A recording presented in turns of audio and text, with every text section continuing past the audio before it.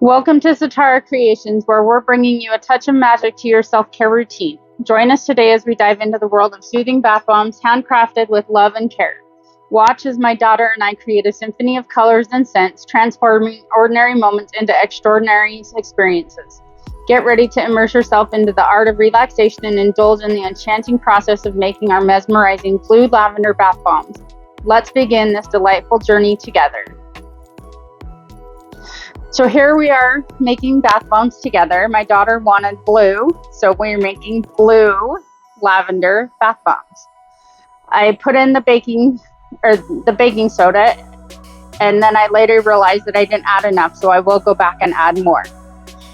That's the first mistake that I made. Well, the only mistake that I made. And then I almost forgot the SLSA, so you'll see me adding that after I measured out the liquid ingredients. But here we go. So at first I thought I added too much baking soda, so here I am scooping it out.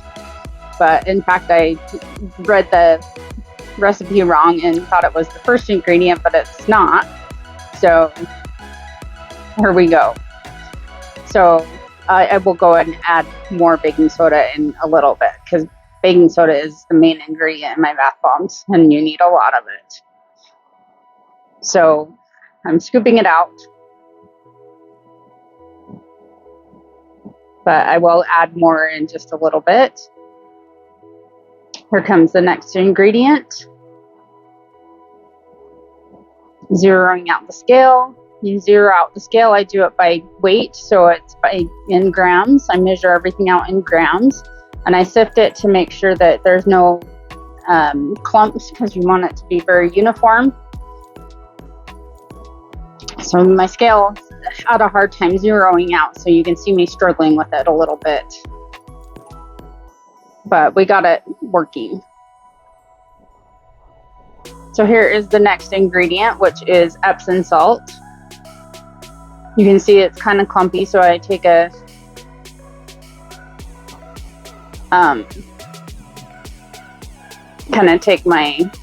there's a little bit too much, so scooping it out and adding a little bit more back in, crumbling the clumps a little bit.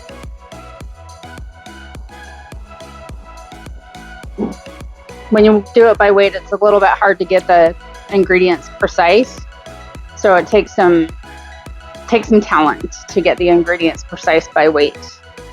But that's the best way to get the most accurate level of ingredients. So here I am adding more baking soda, because I realized that baking soda was not the first ingredient, and I needed to add way more baking soda than I did at first. So here I am adding the additional baking soda to my recipe, because it calls for quite a bit of baking soda, not the little amount that I added at first. So I added a little bit too much, so scooping out just a tiny bit, so I can make sure that I get the most accurate amount.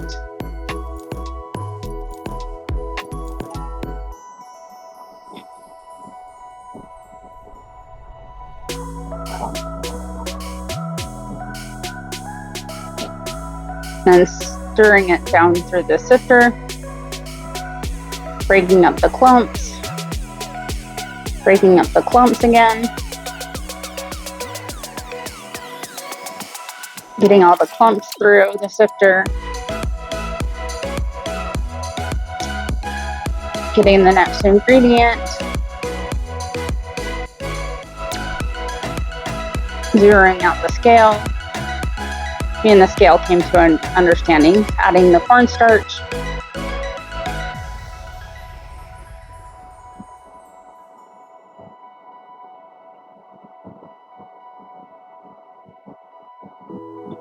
again, it's difficult to eyeball them.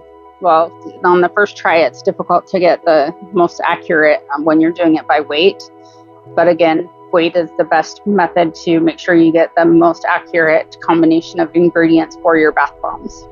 Here I was tapping to make sure I got the most precise measurement of ingredients.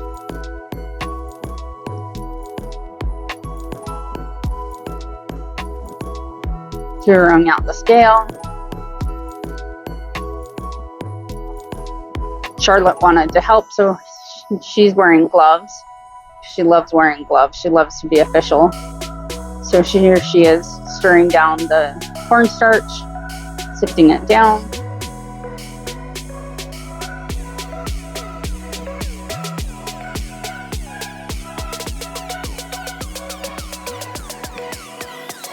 So she's sifting down the cornstarch for me.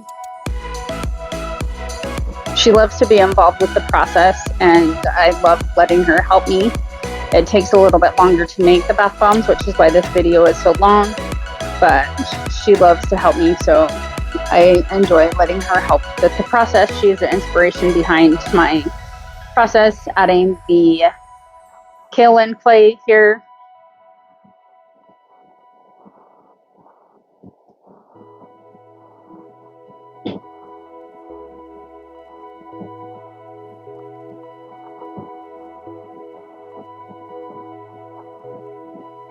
Charlotte sifting it down.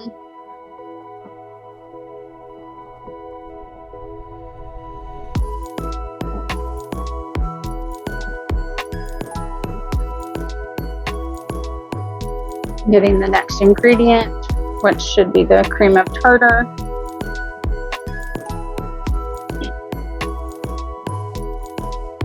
And I do use measurings because it, like the measured tablespoons and that, because that's close to what I need. But again, I do it by weight as well. Now I'm gonna do the liquid ingredients. So in this container, I've already measured out my shea butter and melted it down. So the shea butter is already in the container and already melted down because I wanted to get that ready to go for the video. Again, having difficulty with my scale and have a love-hate relationship.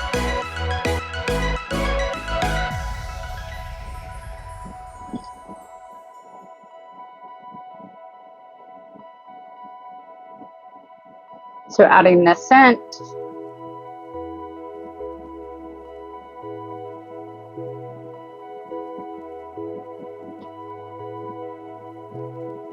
Adding the color.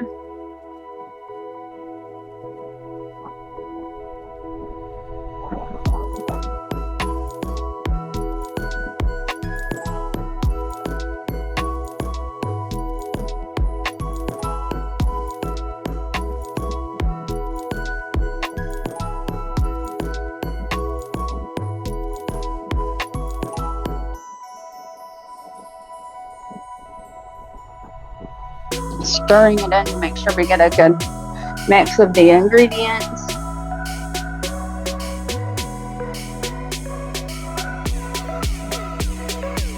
Next, we're going to add the polysorbate 80. And this ingredient helps so you don't get the slickness in the bathtub. So it's an important ingredient to have in your bath bombs so people don't slip and fall in the bathtub. And this is measured out in milliliters, so then that gives me close to the accurate amount of grams as well. Next, I add the water.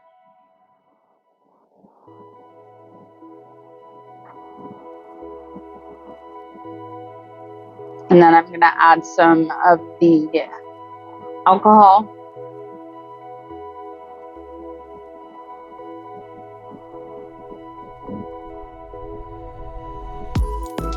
Then I'm going to stir it again.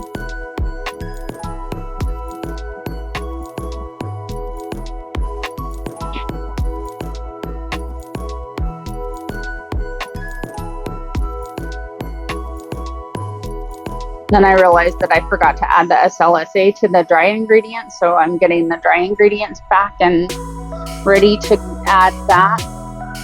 I spilled a little bit of the alcohol on my scale, so I'm wiping that off because I don't want to ruin another scale. I did ruin my first scale that I had by getting wet ingredients into the reader.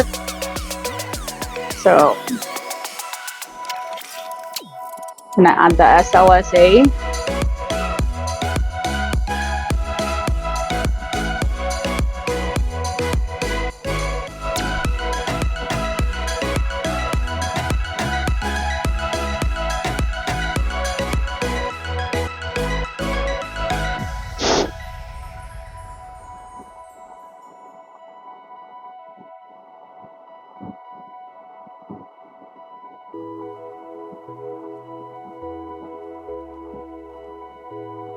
And this ingredient goes airborne really fast, so you need, or really easily, and it can make you cough. So you have to be really careful when you add it in, not to like stir excessively, or you don't want to stir really heavily when you add SLSA in. So here I am stirring very lightly just to mix the dry ingredients together. Then I'm going to put on my gloves because I'm going to mix the dry and wet ingredients together.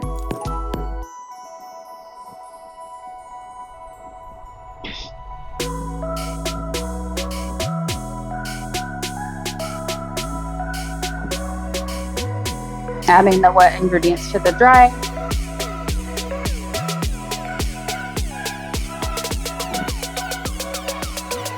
I like to just kind of coat the wet ingredients and then I start mixing with my hand. Get a good mixture of them, make sure the color gets mixed in good. And I like to add the color into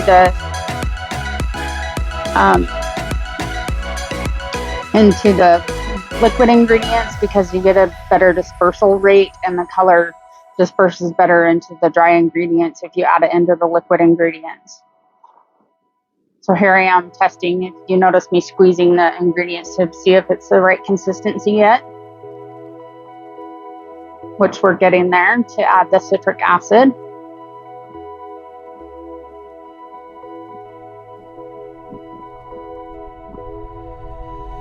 You don't want to add the citric acid too early or it will activate when you add the water and the liquid ingredient. So you always add it last.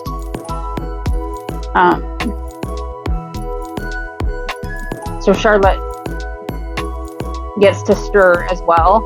She gets to stir, as we call it, for extra. I make sure that it's stirred good, and then she gets to stir for extra so she can be involved in the making process. She loves to stir and help, so she gets to be involved in the process as well.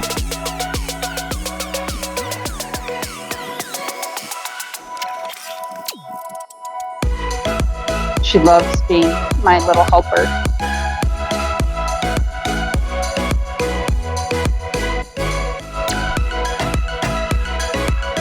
So here I am going to add the citric acid.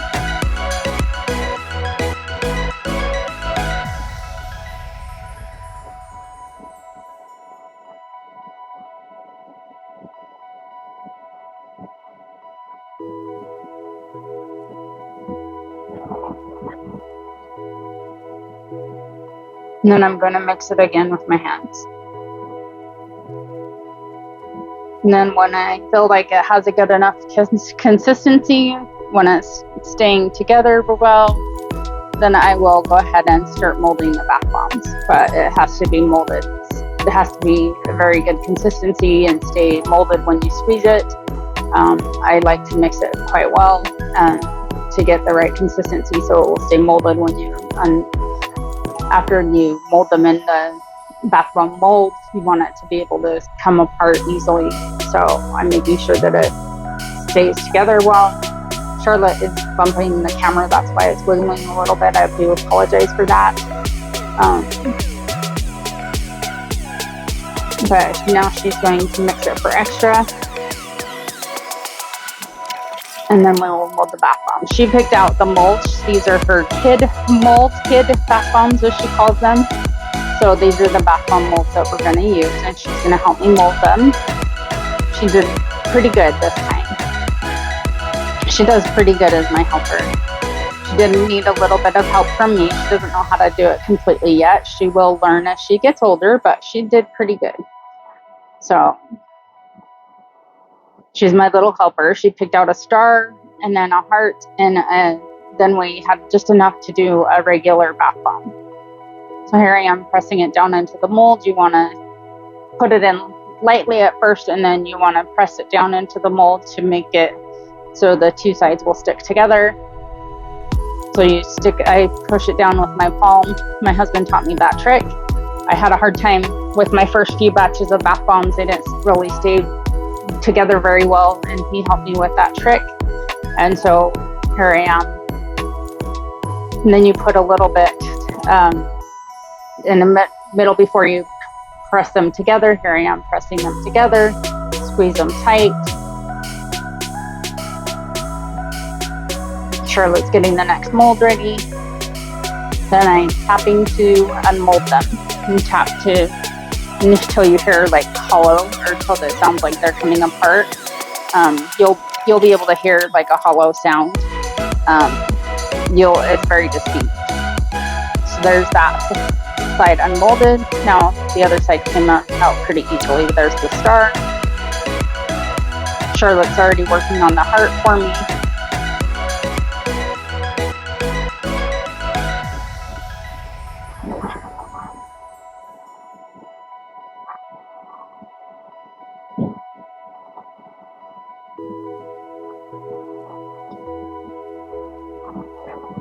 Here I am molding the heart.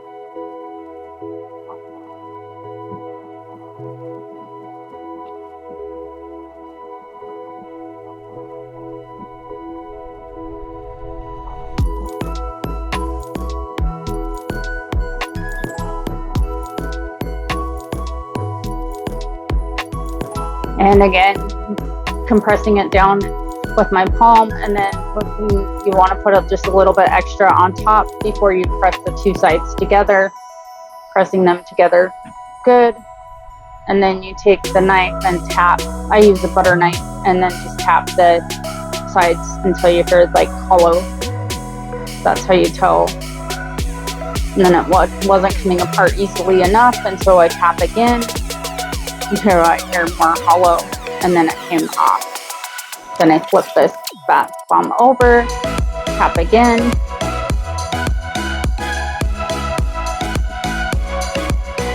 And then it comes apart, comes out of the mold. Then we have just enough to make one more bath bomb, so we're gonna make a round, just normal bath bomb.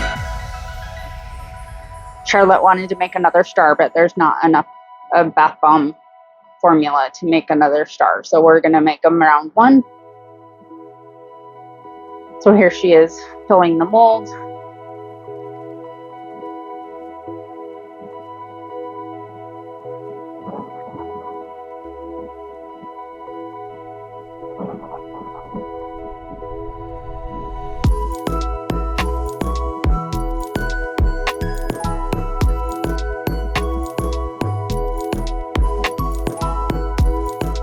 Pressing it down, filling the other side.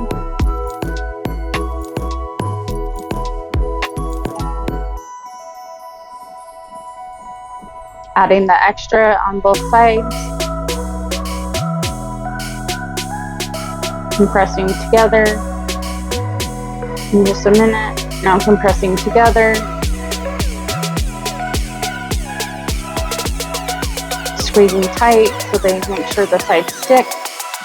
Then tapping to get them unmolded.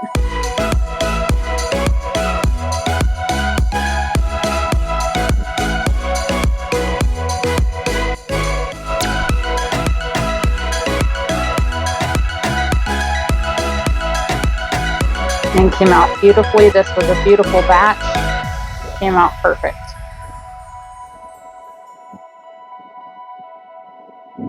Thank you for watching. We'll see you in the next video.